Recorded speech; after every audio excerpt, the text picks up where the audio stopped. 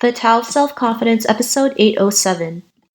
Welcome to the Tao of Self-Confidence, where I share stories of amazing women who have discovered their inner journey to self-confidence. Visit our website at thetaoofselfconfidence.com. Your inner journey to self-confidence awaits.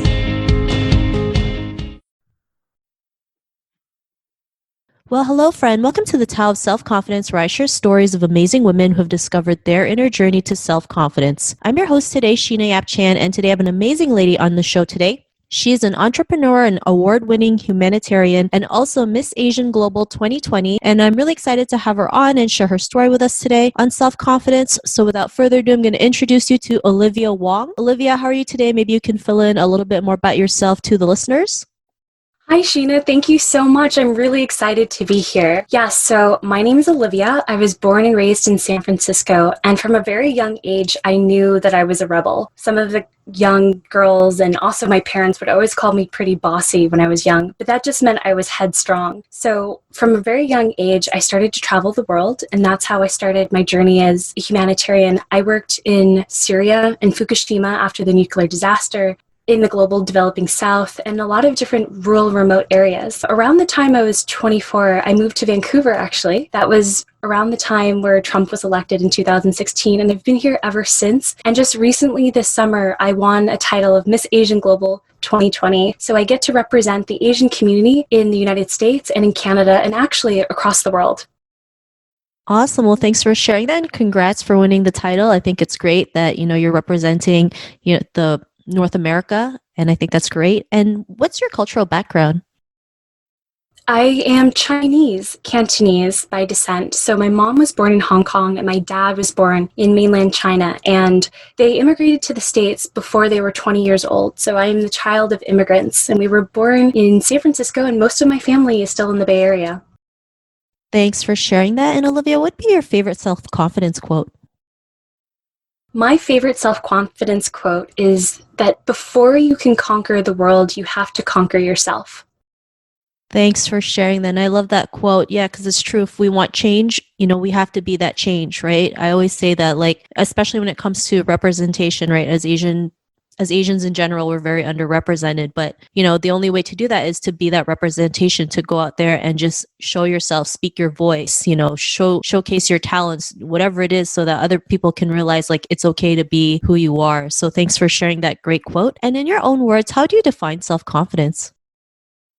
I believe self-confidence is having an undeniable trust of yourself. It means to stand up for yourself when no one else will. It means to put yourself first and always to be compassionate and forgiving to yourself, even if the circumstances don't allow it. And I want to give you an example, and this is kind of a silly example, but I went on a camping trip a couple of years ago, and I was with a person who I was dating at the time and their friends, and I had just put some retinol on my face the day before and had this facial. I know this is a really simple, silly example, but so there I was on this camping trip out in the middle of nowhere. I had no makeup, no access to anything that would make me look nicer. And the next day when I woke up, because the retinol had reacted with the sun, my entire face broke out. I had such bad skin reaction and irritation that I couldn't even recognize myself in the mirror. And I was with people that obviously when you're dating someone new, you somewhat want to impress them. And I just remember looking at myself in the mirror the next morning, and I was so embarrassed because I couldn't hide any of the imperfections. I looked at myself in the mirror and I said, I have to be okay with me. I have to love myself so deeply right now that I'm okay with how I look, and I'm going to not hide, and I'm not going to look embarrassed, and I'm not going to make excuses for what happened. And there I was, completely, totally, in a sense, naked, right? Because I'm so used to wearing makeup. I'm a beauty queen. And I had all of these bumps and redness, and even my eyes, actually. When you're crying for a long time and your eyes sort of shrink and you can't mask the look of that? Well, that's how I felt inside. And I still had to go out there and just be the most confident version of myself. And I remember from that day on, I thought, no matter what happens to me externally, I will always feel this good, because I did it that one time and it was so terrible, and it'll never be as bad as that.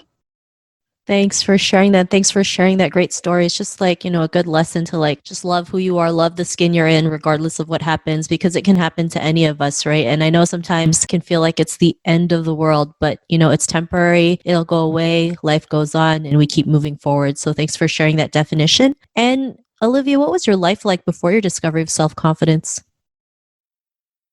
I spent a lot of time comparing myself to other women. I would say that. I think the lowest point of my life when I was very, how do I say, when I lacked the most confidence was when I was in college, and it was my early 20s. And I just remember, one, I was bulimic and I was also anorexic, and I spent the majority of my day counting calories in my head. And I also remember that anytime that I would go out, whether it was, to campus or I was at lunch or I was out with my friends at night, I would always walk into a room and feel immediately small. Like the inside of me would just shrivel. And that feeling lasted into my mid-20s when I just began dating my new partner, who is like the love of my life, and we're such a good team for each other. But in my early days when I moved to Vancouver, I felt so small when I would go out, because in Vancouver people are so beautiful, a lot of people have plastic surgery, everyone's like externally very beautiful, and I just always felt like I wasn't good enough. Like I didn't match up to people. And I always felt so trivial in that sense. And I know this is something that a lot of girls and young women and even older women can probably attest to, but never feeling like the prettiest person in the room. And that's so strange because hello, again, I'm a beauty queen and I'm the person who has been validated for her external beauty and also internal beauty. But I would say the times that I've felt the smallest and the least confident are somehow always related to matching myself and comparing myself to other women. And usually that's at the beginning of a relationship with a male.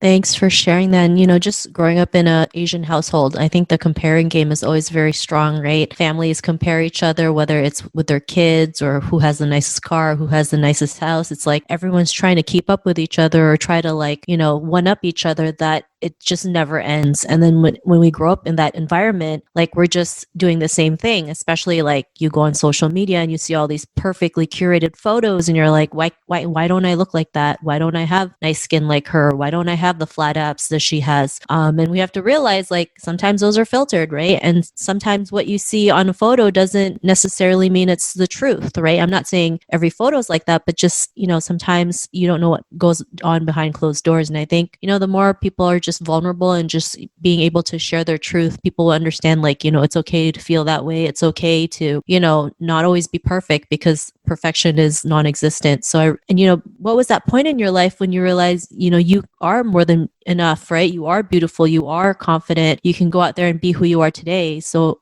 what was that aha moment? I had a couple, but I really want to touch on what you just shared because I think this is so important. I have a couple of young women in my life through different experiences, whether they be really close friends, girls I've mentored in the past. And I want to say that between the age of 18 and 25, especially with the rise of Instagram, there's such a strong push and pressure to, one, have big boobs, two, have a big bum.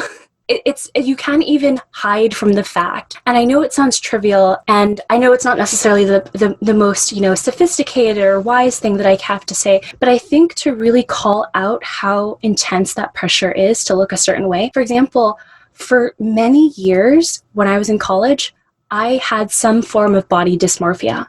I didn't like having a flat chest. It was so inherent to me that I would shame myself into thinking, maybe I should consider plastic surgery. And it's not just me. I've talked to so many young girls who are using Facetune and who are using, apps to modify their body and change their shape because the pressure is so high to, have a bigger bum, have really enlarged breasts. It's just ridiculous how much shame there is. And I remember my aha moment was that I was talking to my partner and I was expressing how angry I was, how I couldn't ever reach that sort of expectation. I could never reach that standard of beauty because I just am not born with it. And I also don't have a Western nose. And I would look at all of these pictures of pageant queens, and the Asian queens that have always won in international pageants, like Miss Universe, have that very thin, elongated Western nose. And I thought to myself, should I have a nose job? Like, should I change this? And there was a moment where this higher voice inside of me said, do not do that, because if you get a nose job, you are going to erase your culture. you will completely erase your Cantonese heritage.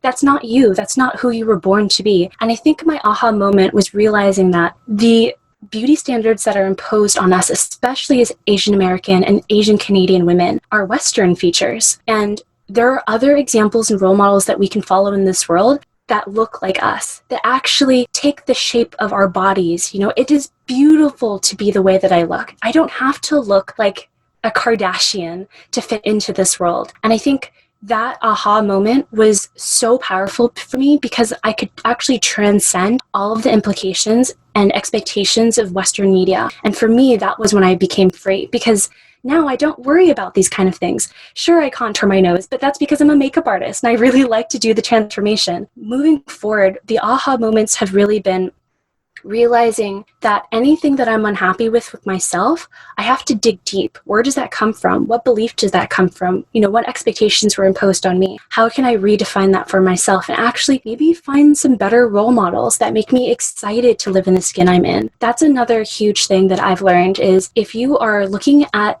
magazines, Instagram accounts, websites, pictures, and they don't make you feel good, delete them, unfollow, block. Do anything that you can to really cultivate this environment around you that really shapes you into feeling empowered and confident and sexy and beautiful. I think that's so important in this day and age.